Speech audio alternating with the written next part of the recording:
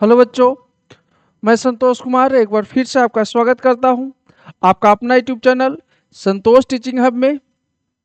और बच्चों, इस सेशन में हम लोग एग्रीकल्चर का एमसीक्यू करेंगे और ये सेशन आपका पार्ट 2 होने वाला है। इसके पहले हम लोगों ने पार्ट 1 किया था इस चैप्टर का। और अगर आप प्रीवियस ईयर क्वेश्चंस बना रहे होंगे या प्रैक्टिस सेट बना रहे होंगे जो अनसॉल्व्ड पेपर होता है, तो आपको देखने को मिल रहा होगा कि ये जो क्वेश्चंस करवाए जा रहे हैं वो क्वेश्चंस उसमें मिलते हैं या नहीं मिलते हैं, है ना। तो इसी तरीके से आप हमारे सेशन को देखते रहें और अच्छे मार्क्स सिक्योर करें, यही हमारी शुभकामनाएं हैं। तो सेशन को स्टार्ट करने से पहले अगर आप हमारे चैनल पे पहली बार विजिट किए हैं तो प्लीज़ चैनल को सब्सक्राइब कर लें, बेल आइकन को दबा दें ताकि नोटिफिकेशन आपके पास इजीली वे में पहुंच सके। तो चलिए आज का सेशन स्टार्ट करते हैं और बढ़ते हैं अपने पहले क्वेश्चन की ओर।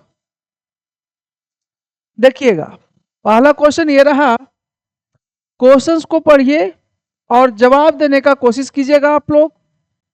क्वेश्चंस में क्या है बाबू, आपका क्वेश्चन नंबर 1 में है आइडेंटिफाई द क्रॉप, है ना। क्रॉप को क्या करना है, पहचानना है कि किस क्रॉप के बारे में। ये कुछ पॉइंट्स जो दिए हुए हैं, ये पॉइंट्स जो है किस क्रॉप के बारे में दिया हुआ है। पहला है account for about half of the wild seeds produced in India.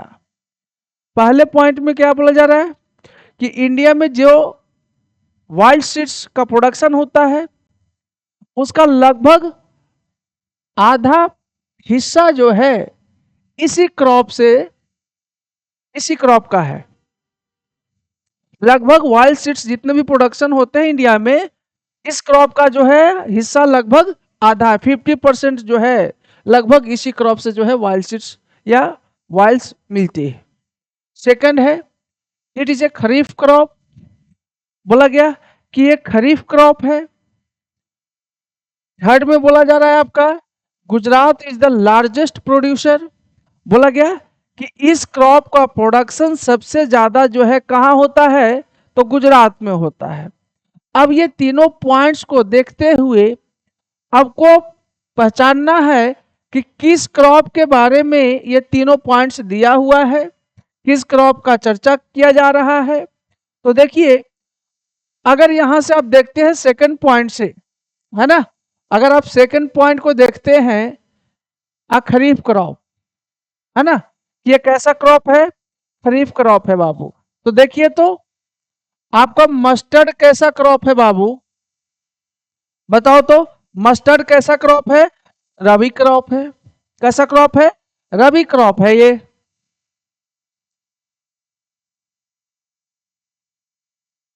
है ना। कैसा क्रॉप है, रबी क्रॉप है। आपका लिंसीड कैसा क्रॉप है, ये भी रबी क्रॉप है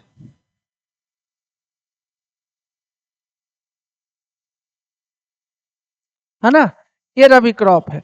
तो ऑप्शन ए और डी क्या हो गया, आपका ऑप्शन ए और डी जो है ऐसे ही छट गया, बाकी बचा दो, है ना, सिस्मम और ग्राउंडनट। तो याद रखिएगा कि गुजरात में सबसे ज्यादा जो है प्रोडक्शन किसका होता है, ग्राउंडनट का होता है। किसका होता है, ग्राउंडनट का होता है। और ग्राउंडनट जो है कैसा जो है क्रॉप है, वो है आपका खरीफ क्रॉप। कैसा है, खरीफ क्रॉप है बाबू। कैसा क्रॉप है, खरीफ क्रॉप है। ठीक है, तो क्वेश्चन नंबर 1 का सही आंसर क्या होगा, ऑप्शन नंबर बी इसका सही आंसर होगा बाबू।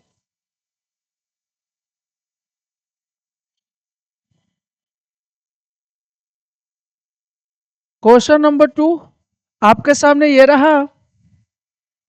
और देखिए, बोला जा रहा है jowar is the dash most important food crop in India by area and production.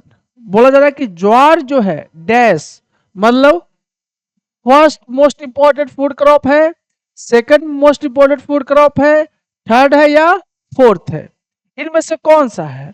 तो आप को पता होगा, हम लोग जो खाना खाते हैं, है ना, उसमें मोस्ट इंपॉर्टेंट जो फूड क्रॉप है बाबू, जो फर्स्ट और सेकंड पोजीशन पे है, वो कौन सा है? राइस है और क्या है? वीट है ना। फर्स्ट सेकंड पोजीशन पे राइस और वीट है बाबू। तो ज्वार जो है फर्स्ट तो होगा नहीं, है ना, सेकंड तो होगा नहीं। अब लड़ाई है थर्ड और फोर्थ के बीच में।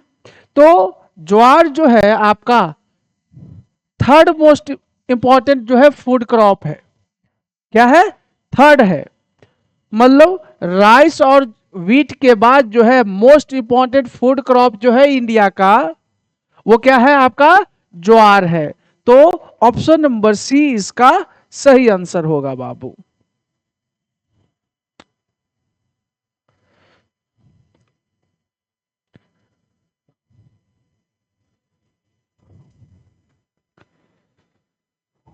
अब देखिए, the leading sugarcane producing state of India, बोला जा रहा है कि भारत में सबसे ज्यादा शुगर केन का प्रोडक्शन जो है किस स्टेट में होता है?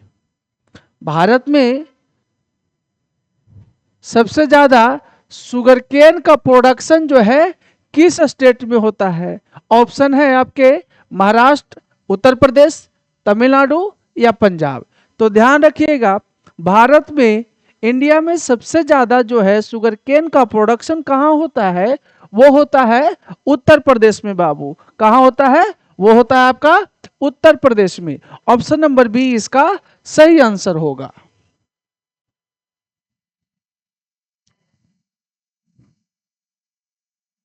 फिर से देखिए, ये क्वेश्चंस रिपीटेड है ना। आइडेंटिफाई द क्रॉप, रिपीटेड है मतलब कि एग्जामिनेशन में रिपीटेड है। आइडेंटिफाई द क्रॉप मतलब क्रॉप को पहचानना है। फिर से यहाँ पे कुछ पॉइंट्स दिए हुए हैं और आपको क्या करना है? क्रॉप को पहचानना है कि किस क्रॉप के बारे में ये कुछ पॉइंट्स दिए गए हैं। ट्रॉपिकल एज वेल एज सब ट्रॉपिकल क्रॉप, बोला जा रहा है कि ये जो क्रॉप है वो कहाँ पे उसका प्रोडक्शन होता है? उसका प्रोडक्शन ट्रॉपिकल और सब ट्रॉपिकल रीजन में होता है। सेकंड पॉइंट है आपका requires 21 degree Celsius to 27 degree Celsius temperature. बोला जा रहा है कि इस क्रॉप का प्रोडक्शन होने के लिए, करने के लिए कितना टेम्परेचर चाहिए भाई? तो 21 डिग्री सेल्सियस से 27 डिग्री सेल्सियस तक का जो है टेम्परेचर चाहिए। अब थर्ड पॉइंट है मेन सोर्स ऑफ शुगर, मतलब इस क्रॉप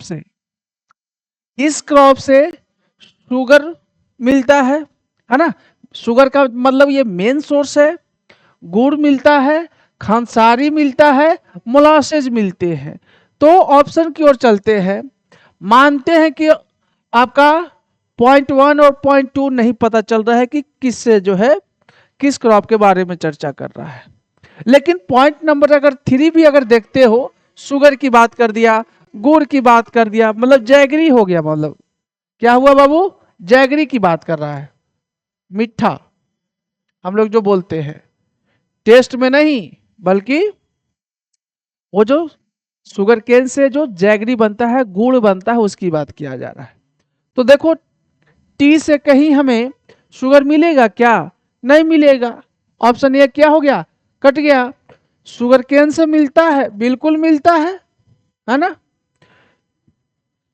ईख से तो ही हमें क्या मिलता है?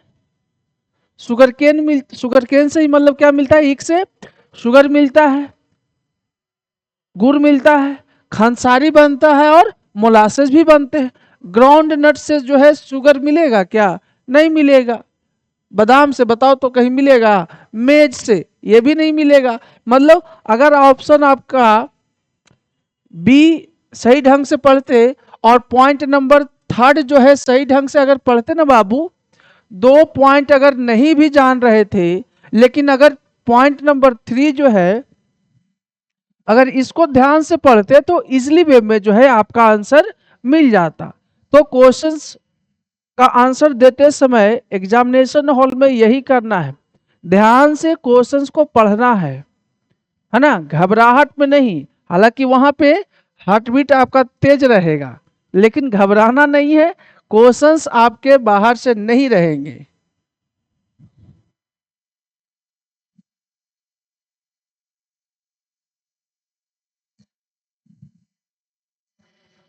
देखिए क्वेश्चन नंबर 5 में क्या है, barley, peas, gram, mustard are grown in which cropping season. मतलब ये कुछ क्रॉप्स का जो है एग्जाम्पल यहाँ पे दिया हुआ है, और पूछा जा रहा है आपसे कि बताइए ये जो बार्ली है, पीस है, ग्राम है, मस्टर्ड है, ये किस सीजन में इसका प्रोडक्शन होता है। बाबू सीजन की बात कर रहा है कि किस सीजन में इसका प्रोडक्शन होता है। ध्यान दो, अभी देखो मटर खा रहे हो हम लोग, मटर खा रहे हैं कि नहीं खा रहे हैं, बिल्कुल खा रहे हैं। कौन सा सीजन है ना, विंटर सीजन है ना। मस्टर्ड, आपका पीस, इससे तो पकड़ सकते हो। सरसों नहीं जानते हो सरसों कब होता है, पीला पीला जो है सुनहरा जो है सरसों दिखता है। तो अभी मटर खा रहे हो, सोचो तो कौन सा सीजन में भी हो, विंटर। हम लोग को मटर मिलता है कब, ठंडे के मौसम में। अब बताओ ठंडे के मौसम में जो है किस क्रॉप को बोया जाता है, बता दो। क्या वो खरीफ सीजन है, क्या वो रबी है, क्या वो जायद सीजन है, या ऑप्शन नंबर डी में है खरीफ एंड रबी। याद रखना ठंडे के दिनों में कौन सा क्रॉप का सीजन होता है बाबू, रबी क्रॉप का होता है ना। किस क्रॉप का, रबी क्रॉप का। तो क्वेश्चन नंबर 5 का सही आंसर क्या हो गया, ऑप्शन नंबर बी हो गया। देखो माथा कहीं ने घूम जाए बाबू, है ना, सही ढंग से, सही ढंग से देखना है और जवाब देने की कोशिश करना। ये क्वेश्चन जो है पूछा हुआ है, ऐसा नहीं कि ऐसे ही बना कर दे दिया गया है, ये क्वेश्चन सीबीएसई ने पूछा है। अब इसमें क्या है बाबू, देखिए रीड द टेबल, मतलब टेबल को पढ़ लेना है। Fill in the blanks by choosing the most appropriate option, है ना। मतलब टेबल को पढ़ना है और फिलअप करना है। देखिए यहाँ पे 3 जो है ऐसे टेबल बनाया हुआ है, एक में दिया है क्रॉप का नाम, दूसरा में दिया है टेम्परेचर रिक्वायर्ड, और तीसरा में दिया है रेनफॉल रिक्वायर्ड है। अब देखिए यहाँ पे है रबर, तो रबर वाला में देखिएगा बाबू टेम्परेचर दे दिया है, रबर वाले में क्या किया है, टेम्परेचर आपका दे दिया है ना। बोला गया है अबव 25 डिग्री सेल्सियस, है ना, लगभग 25 डिग्री सेल्सियस से ऊपर चाहिए इसको, किसमें, रबर का टेम्परेचर चाहिए। लेकिन रबर में रेनफॉल नहीं दिया है, रेनफॉल आपका नहीं दिया है, तो इधर चुनना है कि ए में क्या फिलअप होगा, ए में क्या फिलअप होगा। और सेकंड में देखिए राइस का जो है क्रॉप नेम दिया हुआ है, टेम्परेचर नहीं दिया है। बी में क्या पूछ रहा है, टेम्परेचर पूछ रहा है कि बताइए रॉप का, राइस का जो है प्रोडक्शन करने के लिए कितना टेम्परेचर चाहिए, और इसका रेनफॉल दे दिया है अबव 100 सेंटीमीटर। ध्यान देना, है ना। इसमें क्या है कि रबर का टेम्परेचर दे दिया कि कितना टेम्परेचर चाहिए, और आपसे रेनफॉल पूछ रहा है। याद रखना बाबू रबर जो है कहाँ होता है, इक्वेटोरियल रीजन में होता है। कहाँ होता है, इक्वेटोरियल रीजन में। समझो ये क्या है, इक्वेटर है। क्या है, इक्वेटर है।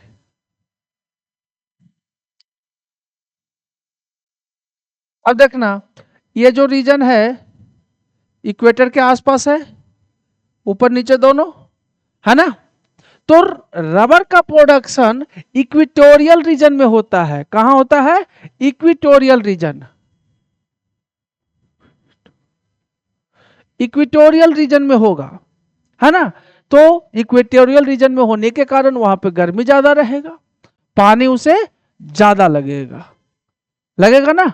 तो देखो रेनफॉल ए में क्या जाएगा बाबू, ए में जाएगा मोर देन 200 सेंटीमीटर, मतलब उसको 200 सेंटीमीटर से ज्यादा पानी चाहिए। सबसे ज्यादा पानी वाला जो क्रॉप है वो आपका रबर ही है, सबसे ज्यादा पानी उसको चाहिए।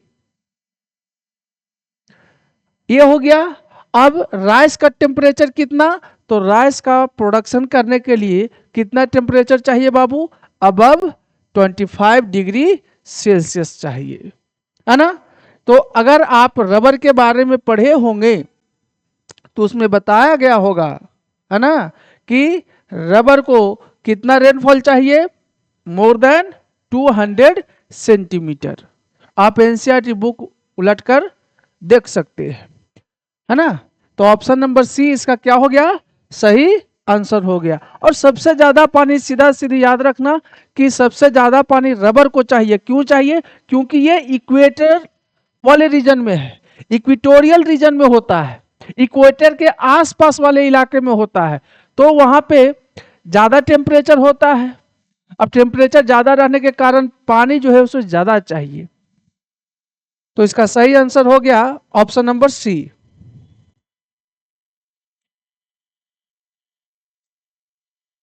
देखिएगा क्वेश्चन नंबर 7 में,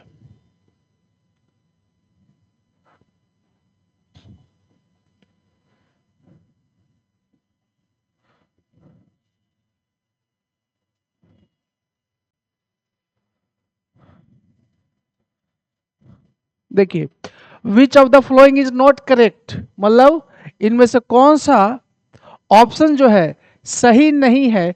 तो किसके बारे में सही नहीं है भाई, तो प्लांटेशन फार्मिंग के लिए ये जो ऑप्शन 4 दिया हुआ है, प्लांटेशन फार्मिंग के लिए कौन सा ऑप्शन गलत है ना। गलत ऑप्शन को चुनना है, मतलब प्लांटेशन फार्मिंग के लिए गलत बातें बोली जा रही है। तो ध्यान रखना बाबू, in this type of farming a single crop is grown on large scale. आपको पता है कि प्लांटेशन जो है लार्ज स्केल पे होता है और सिंगल क्रॉप का प्रोडक्शन होता है। ये क्या हो गया, ये सही हो गया। आपको चुनना था गलत वाला, गलत वाला चुनना था ना, तो ये तो ऑप्शन इसका नहीं होगा। सेकंड में बोला जा रहा है the plantation farming has an interface of agriculture and industry.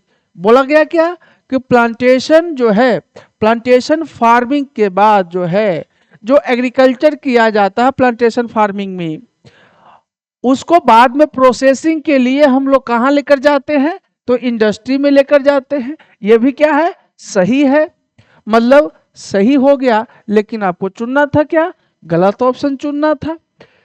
Third में है कैपिटल इंटेंसिव फार्मिंग। देखिए बोला गया कि प्लांटेशन फार्मिंग के लिए कैपिटल इंटेंसिव फार्मिंग है ये, मतलब इसमें पैसे अधिक खर्च होते हैं। कैपिटल इंटेंसिव फार्मिंग का मतलब क्या होगा कि इसमें मशीनरी ज्यादा लगेगा। क्या लगेगा, मशीनरी जो है आपका ज्यादा लगेगा, मतलब टेक्नोलॉजी का यूज होगा।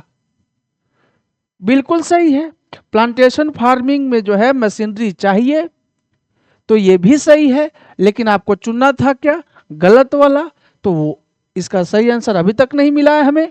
अब ऑप्शन नंबर डी में देखिए, farmers clear a patch of land by felling trees. बोला जा रहा है कि फार्मर्स जो है डिफोरेस्टेशन करते हैं, एग्रीकल्चर के लिए क्या करते हैं, डिफोरेस्टेशन करते हैं, पेड़ों की कटाई करते हैं और उसे क्या कर देते हैं, बर्न कर देते हैं, जला देते हैं, to produce cereals and other food crops. मतलब बोला गया कि फार्मर्स जो है डिफोरेस्टेशन करते हैं।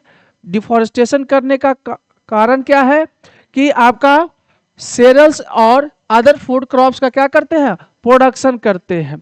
तो ये जो देखो बाबू ऑप्शन नंबर डी जो है, ये ऑप्शन नंबर डी जो दिया गया है वो किसका फीचर है ना, कि स्लैश एंड बर्न फार्मिंग का, स्लैश एंड बर्न एग्रीकल्चर का।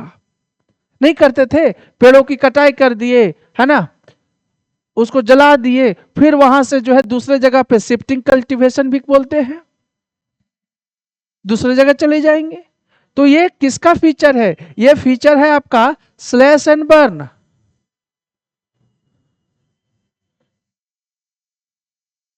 स्लैश एंड बर्न का है। तो गलत ऑप्शन इसके प्लांटेशन फार्मिंग के लिए गलत जो है आपका ऑप्शन कौन सा दिया हुआ है? Option number D. क्यों? क्योंकि ये जो आपका दे रहा है ऑप्शन नंबर डी में, ये स्लैश एंड बर्न मेथड का मतलब स्लैश एंड बर्न फार्मिंग का क्या है?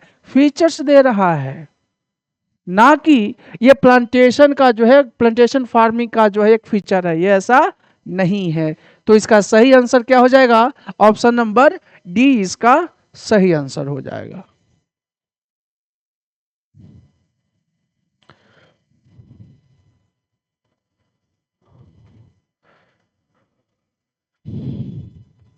देखिए क्वेश्चन नंबर 8 आपके लिए ये रहा, आपके स्क्रीन पर है। और इसमें फिर से है आइडेंटिफाई द क्रॉप। क्रॉप को क्या करना है बाबू? पहचानना है with the help of the flowing information. मतलब कुछ इंफॉर्मेशन दिए गए हैं, उस इंफॉर्मेशन के आधार पे जो है आपको क्रॉप को पहचानना है कि किस क्रॉप के बारे में ये कुछ इंफॉर्मेशन दिए गए हैं। पहला देखिए, it is a crop which is used both as food and fodder. अगर यही आप पॉइंट देखते हो, है ना, यही पॉइंट अगर आप देखते हो तो यही से क्लियर हो जाता। क्यों? क्योंकि बोला जा रहा है ये जो क्रॉप है वो खाने में भी यूज किया जाता है और साथ में आपका फोडर के रूप में, है ना। अब फोडर का मतलब क्या होता है? चारा होता है। मतलब खाने के रूप में भी यूज किया जाता है और साथ में चारे के रूप में भी यूज किया जाता है। तो देखो तो साथ में है ये खरीफ क्रॉप है। बोल दिया खरीफ, तो वीट तो होगा नहीं। वीट कैसा क्रॉप है बाबू? रबी क्रॉप है ना, है कि नहीं है? तो देखो which require temperature between 21 degree Celsius to 27 degree Celsius तक। थर्ड पॉइंट में है it grows well in old alluvial soil. बोला गया कि ये ओल्ड अलुवियल सॉइल में अच्छे से जो है इसका प्रोडक्शन होता है। Use of modern inputs have contributed to the increasing production of this crop. बोला गया कि ये जो टेक्नोलॉजी का मशीनरी का जो यूज होता है आज के डेट में, इसके कारण क्या हुआ कि इस क्रॉप के प्रोडक्शन में क्या हुआ? बढ़ा है। तो ध्यान देना, फूड एंड फोडर के रूप में जो है किस क्रॉप का यूज होता है? वो होता है मेज। क्या होता है? मेज का होता है। तो 8 का सही आंसर क्या हो जाएगा? Option number B. अब मेज के बारे में है तो यहां से ध्यान रखना कि फूड एंड फोडर क्रॉप के रूप में यूज होता है। इसको कितना टेम्परेचर चाहिए? 21 डिग्री सेल्सियस से 27 डिग्री। साथ में सॉइल कैसा चाहिए भाई? तो ओल्ड अलुवियल सॉइल पे ये जो है अच्छा ग्रो करता है। ये पॉइंट आपको याद रहनी चाहिए। ऑप्शन नंबर बी इसका सही आंसर हो गया।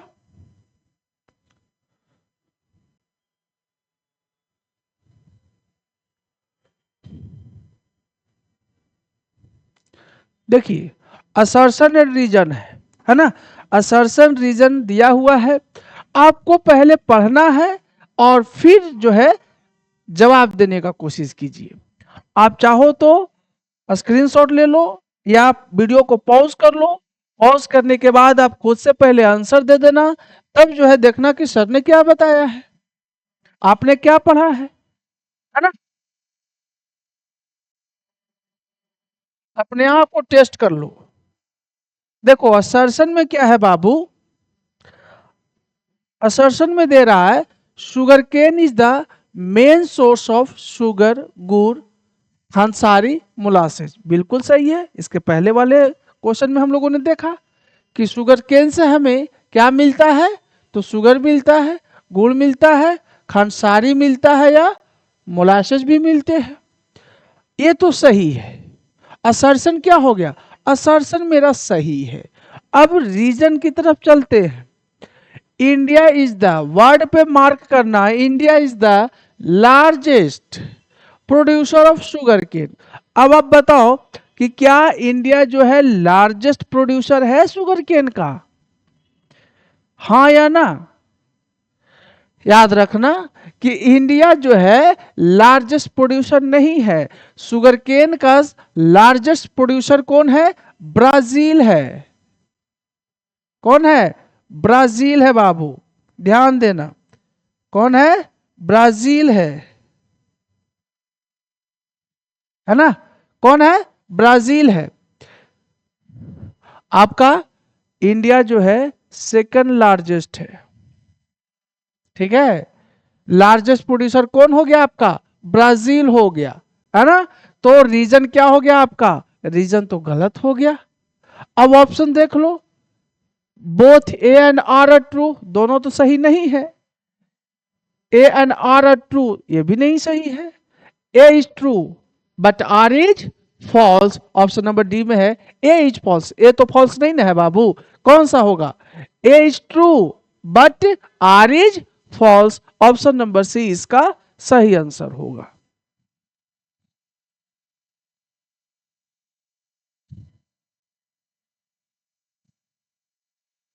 देखिए अगला क्वेश्चन ये रहा, rice is a subsistence crop in Odisha. अब सबसे पहले ये ध्यान में करना होगा, आपको ये समझना होगा कि सबसिस्टेंस फार्मिंग या क्रॉप का मतलब क्या हो गया, है ना। तो इसका मतलब होता है कि वैसा क्रॉप जिसका प्रोडक्शन लोग जो है किस लिए करते हैं? तो कंज्यूम करने के लिए करते हैं। उनका मेथड जो है बेचने का नहीं होता, इनका मोटिव जो है बेचने का नहीं होता है। सब्सिस्टेंस क्रॉप का मतलब है कि वैसा क्रॉप जो हम खाने के लिए यूज करते हैं। राइस को बोला गया कि सब्सिस्टेंस क्रॉप है, कहां? तो ओडिशा में। ओडिशा में राइस जो है खाने के लिए प्रोडक्शन करते हैं लोग। लेकिन अब आपसे पूछा जा रहा है, in which of the following states is rice a commercial crop? बोला गया कि किस स्टेट में राइस जो है कॉमर्शियल क्रॉप है। दो चीजें हैं, एक बोला ओडिशा की बात, ओडिशा की बात किया कि ओडिशा में कैसा क्रॉप है? सबसिस्टेंस है, सबसिस्टेंस क्रॉप है, और है ना, मतलब खाने के लिए यूज करते हैं। लेकिन किस स्टेट में जो है राइस को कॉमर्शियल क्रॉप के रूप में यूज करता है? कॉमर्शियल क्रॉप का मतलब है कि लोग जो है सेल करने के लिए जो है प्रोडक्शन करते हैं। तो किस स्टेट में? याद रखिएगा, पंजाब और हरियाणा में राइस का प्रोडक्शन जो है, पंजाब और हरियाणा में राइस का जो प्रोडक्शन है वो कॉमर्शियल क्रॉप के रूप में यूज किया जाता है। मतलब उस क्रॉप का प्रोडक्शन जो है, मोटिव यही रहता है उसके पीछे कि हम लोग को फसल उगाना है और क्या करना है? बेचना है, पैसे कमाना है। लेकिन वही राइस जो है उड़ीसा में खाने के लिए सब्सिस्टेंस फार्मिंग के रूप में यूज किया जाता है, वहां बेचने का मोटिव नहीं होता है। लेकिन पंजाब और हरियाणा में मोटिव क्या है? बेचना है। तो क्वेश्चन नंबर 10 का सही आंसर होगा ऑप्शन नंबर सी।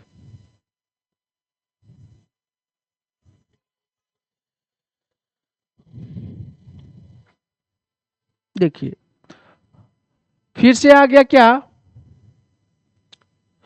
असर्शन और रीजन आ गया। फिर से असर्शन और रीजन आ गया। आप क्वेश्चंस को पढ़िए और आंसर्स करने की कोशिश कीजिए।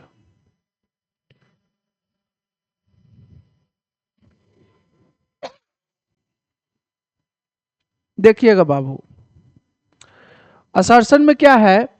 द गवर्नमेंट अनाउंसेस एमएसपी, आपने पढ़ा होगा minimum support price, class 9th में भी पढ़ा होगा और क्लास 10th में भी पढ़ा।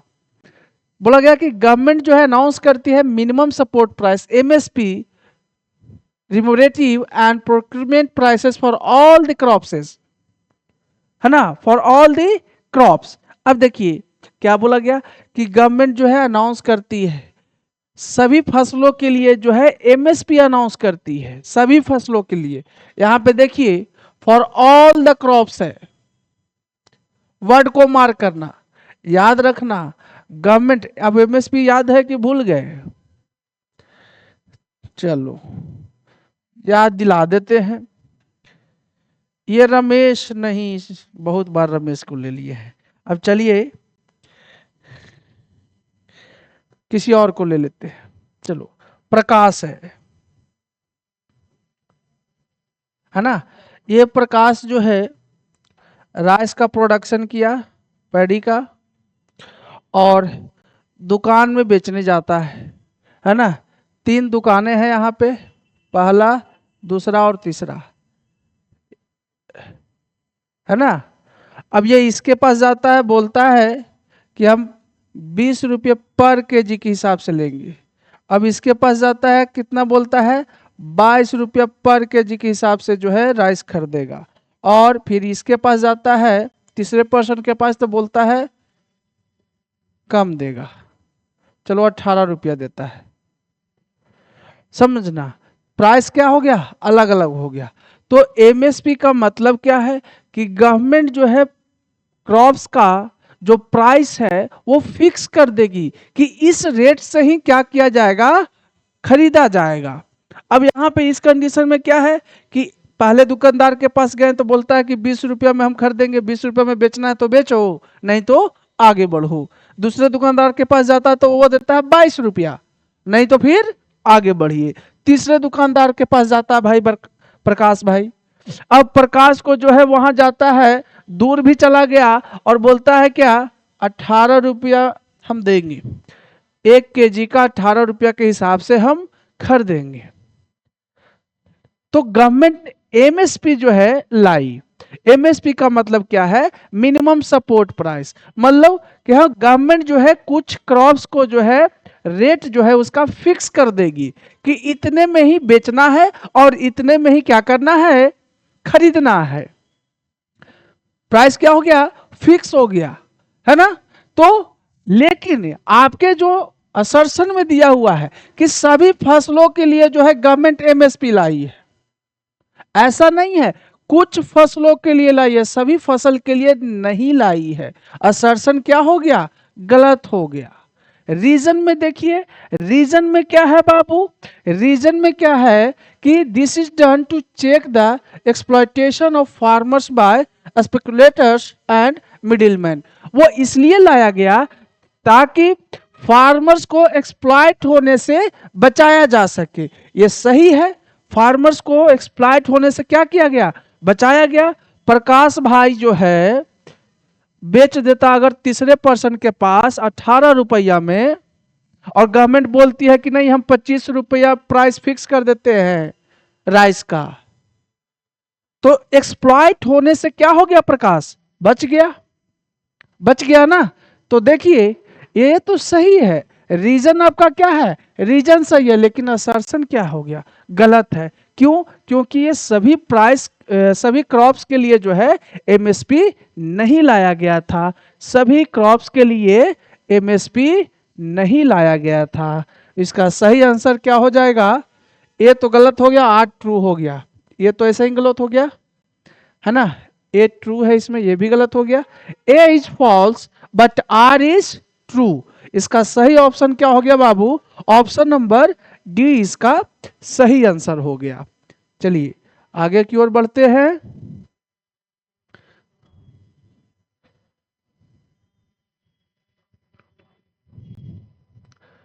क्वेश्चन नंबर 12 जो है, देखिएगा क्वेश्चन नंबर 12 में क्या बोला जा रहा है, being leguminous crop pulses help in restoring soil fertility by fixing nitrogen from the air except, बोला जा रहा है कि लेगुमिनस क्रॉप होने के नाते पल्सेस जो दलहन है, जो दालें हैं, वो सॉइल की फर्टिलिटी को बरकरार रखने में हेल्पफुल होता है। और सॉइल की फर्टिलिटी कैसे रखा जाता है, तो भाई तो नाइट्रोजन का फिक्सेशन होता है, और ये वो फिक्सेशन याद रखना रूट नोड्यूल्स के द्वारा होता है। किसके द्वारा, रूट नोड्यूल्स, रूट नोड्यूल्स के द्वारा होता है। लेकिन एक ऐसा पल्स है, यहाँ पे पल्सेज है, दाल है, जो फिक्सेशन नहीं करता है, लेगुमिनस क्रॉप तो है लेकिन नाइट्रोजन का फिक्सेशन नहीं करता है, मतलब सॉइल की फर्टिलिटी जो है बरकरार नहीं रख पाता है। वो कौन सा है? उड़द, अरहर, मूंग या मसूर? याद रखिएगा, अरहर एक ऐसा जो है पल्सेस के कैटेगरी में आता है जो आपका सॉइल की फर्टिलिटी को फिक्स नहीं करता है, नाइट्रोजन का फिक्सेशन नहीं करता है। और एक चीज, अरहर को तूर भी बोला जाता है। क्या बोला जाता है? तूर भी बोला जाता है। अगर क्वेश्चंस आपको जो है क्या किया जाए, क्वेश्चंस में कुछ चेंजेस लाया जाए, अरहर ना दे बल्कि तूर दे दे, तो आपको घबराना नहीं है ना। तो इसका सही आंसर क्या होगा बाबू? ऑप्शन नंबर बी इसका सही आंसर होगा।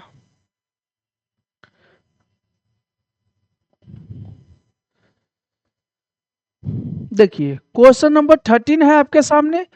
क्वेश्चंस को पढ़िए और जवाब देने का कोशिश कीजिएगा। क्वेश्चन नंबर 13 में क्या है?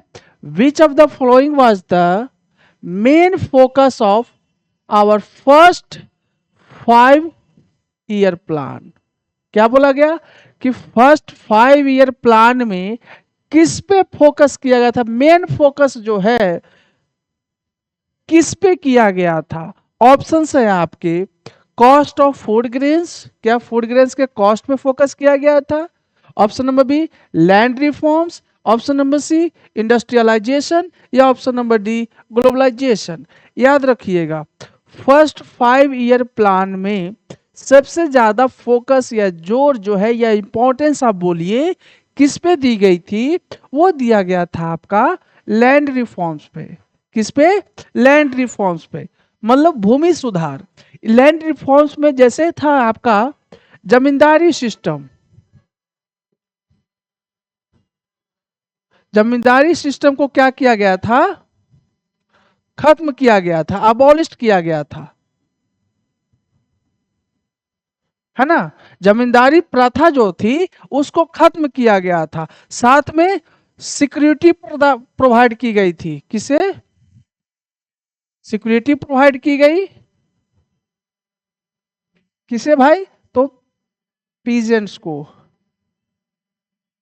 या टीनेंट्स को, जो छोटे छोटे किसान थे।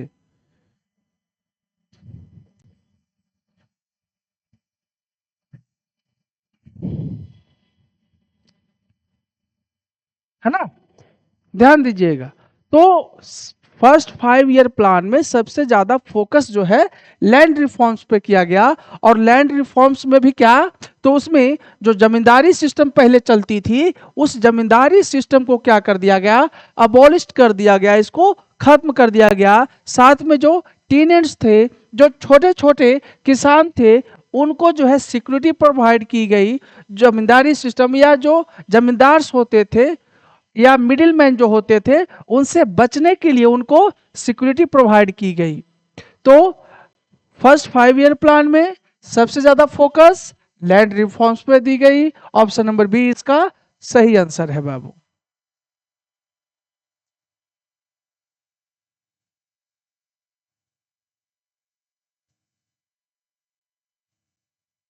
अब देखिए क्वेश्चन नंबर 14 में क्या है?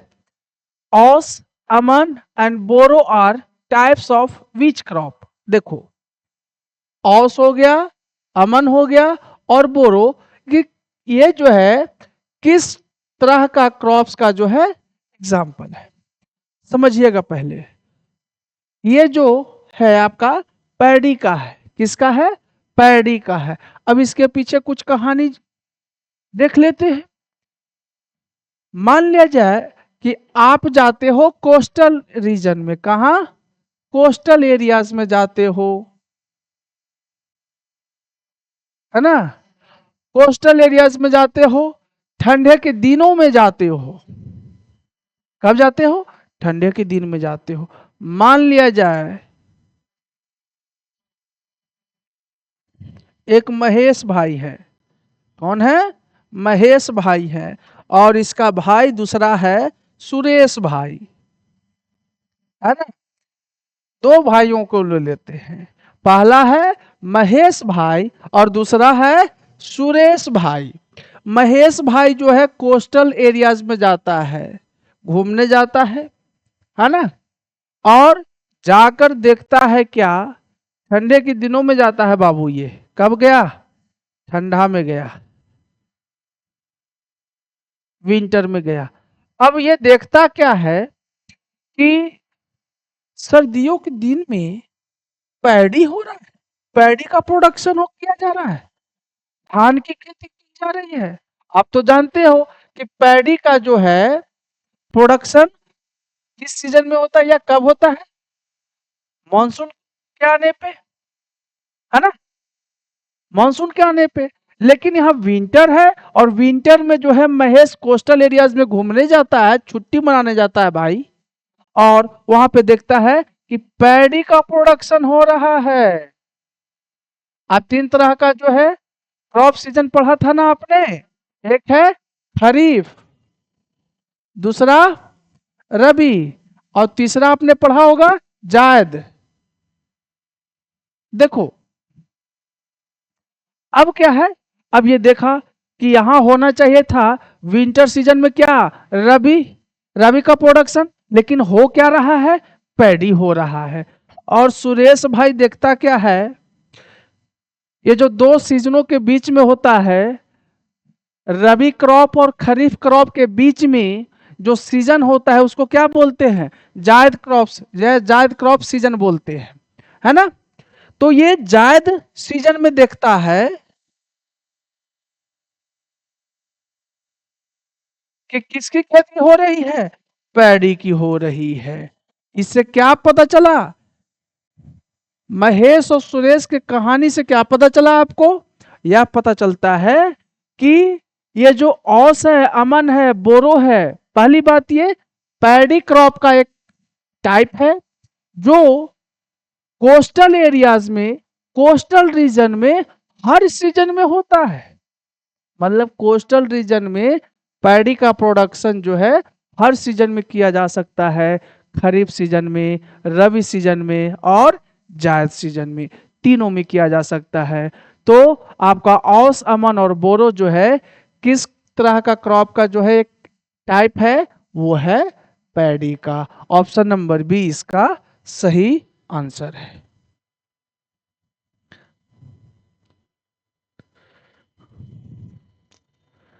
देखिए क्वेश्चन नंबर 15 में क्या है बाबू, क्वेश्चन नंबर 15 में बोला जा रहा है which states made rice cultivation possible in areas of low rainfall दो इरिगेशन।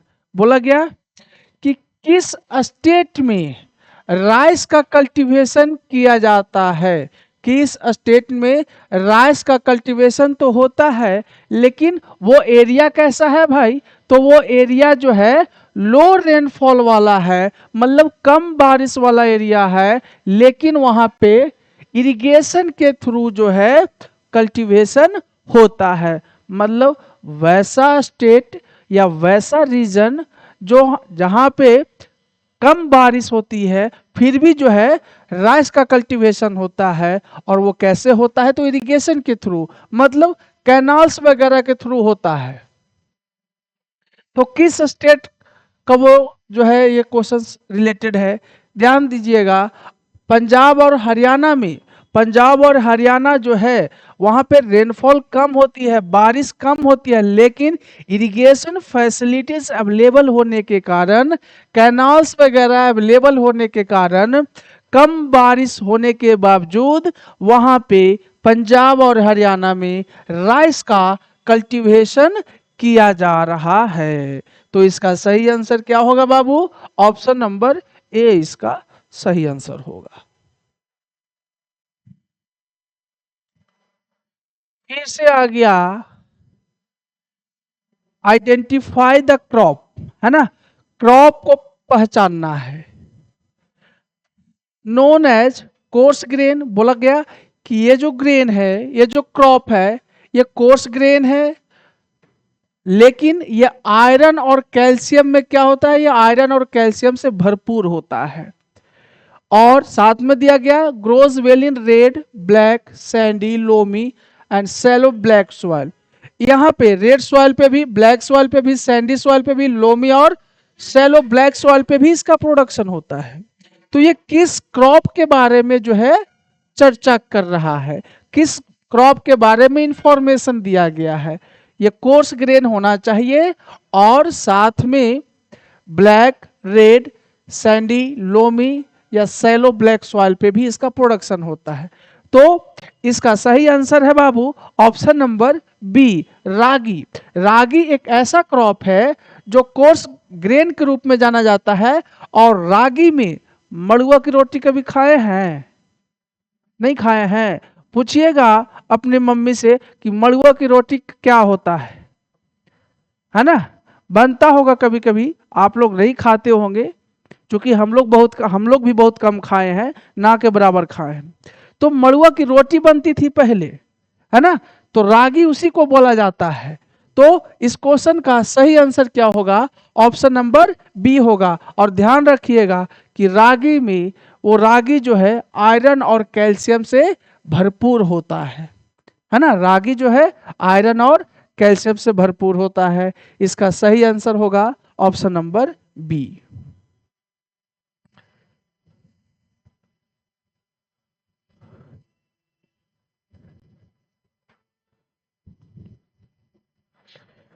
देखिएगा, which of the following is major source of protein in a vegetarian diet. बोला गया कि जो वेजिटेरियन है ना, जो नॉनवेज नहीं खाते हैं, वेजिटेरियन है, वेज खाते हैं, उनके लिए जो है सबसे ज्यादा प्रोटीन का मात्रा उन्हें कहां से मिलता है?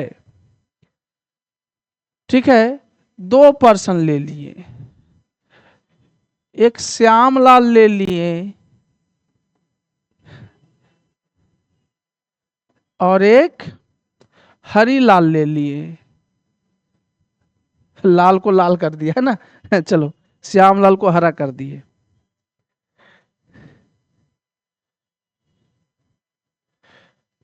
देखना, दो लोग हैं। श्याम लाल क्या करता है भाई? ये वेजिटेरियन है और ये क्या है? नॉन वेजिटेरियन है। मतलब ये मीट वगैरह खाता है, मटन खाता है, चिकन खाता है, एग्स खाता है, हर चीज खाता है ना? लेकिन श्याम लाल जो है वो वेजिटेरियन है। तो श्याम लाल को सबसे ज्यादा प्रोटीन जो है कहां से मिलेगा? क्वेश्चन ये है। देखो बाबू, प्रोटीन सबसे ज्यादा श्यामलाल को पल्सेस से मिलेंगे। कहां से मिलेगा? पल्सेस से मिलेगा। ध्यान रखना, पल्सेस से मिलेगा। अब ऑप्शन में देखो वाइल्ड सीड है, तो वाइल्ड सीड में सबसे ज्यादा होता है फैट। प्रोटीन होता है, नो डाउट, प्रोटीन भी होता है, लेकिन फैट उसमें ज्यादा होता है। और जूट जो है क्या है? जूट आपका फाइबर क्रॉप है। कैसा क्रॉप है? फाइबर क्रॉप है। जूट आपका फाइबर क्रॉप है बाबू। अब ये फाइबर क्रॉप्स होने के कारण रोप्स वगैरह बनाए जाते हैं। और ध्यान रखना, ये आपका खाने के लिए यूज नहीं किया जाता है, जूट को खाया नहीं जाता है। तो ये तो ऑप्शन ऐसे ही गलत हो जाएगा। अब मिलेट देखो, मिलेट से सबसे ज्यादा क्या मिलता है हमें? कार्बोहाइड्रेट मिलता है। क्या मिलता है? कार्बोहाइड्रेट मिलता है। मिलेट से सबसे ज्यादा कार्बोहाइड्रेट्स मिलता है बाबू, है ना? तो वेजिटेरियन के लिए सबसे ज्यादा आपको प्रोटीन का जो सोर्स है वो क्या है? पल्सेस है, दाल है। इसका सही ऑप्शन क्या होगा? ऑप्शन नंबर बी इसका सही आंसर होगा बाबू।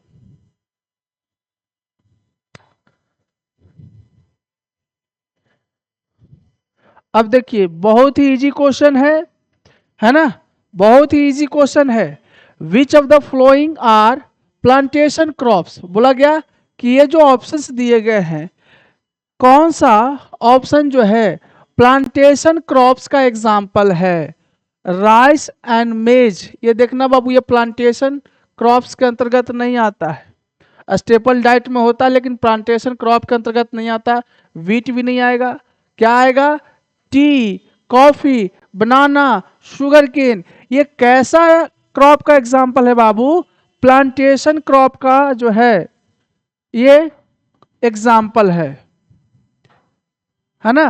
प्लांटेशन क्रॉप का ये एग्जाम्पल है बाबू। मतलब टी, कॉफी, बनाना और शुगर केन जो है आपका प्लांटेशन क्रॉप का एग्जाम्पल है। ऑप्शन नंबर सी इसका सही आंसर होगा।